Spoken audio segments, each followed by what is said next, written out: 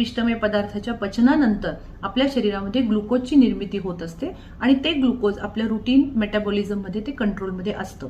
पण जर कुठेतरी हे बॅलन्स जर झाला नाही तर हळूहळू तुमच्या रक्तातली साखरेचं प्रमाण हे वाढत जातं.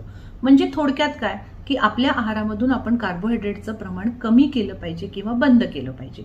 मग एक्झॅक्टली हे कार्बोहायड्रेट्स कशातून मिळतात तर सर्व प्रकारच्या धान्यामधून मिळतात. जसं आपण ज्वारी, बाजरी, नाचणी, तांदूळ या प्रकारची जी धान्य घेतो त्यातून मॅक्सिमम हे कार्बोहायड्रेट्स आपल्या शरीरामध्ये जात असतात. तर थोडक्यात एक साधारण एक टिप मी तुम्हाला अशी देते की जर आपली थाळी आहे किंवा जी डिश आपण ज्या डिशमध्ये रोज जेवतो त्याचे 3 भाग करायचे. त्यातला पहिला जो भाग आहे तो प्रथिनांनी भरायचा म्हणजेच प्रोटीन्सनी भरायचा. आता प्रोटीन्स 2 प्रकारचे असतात.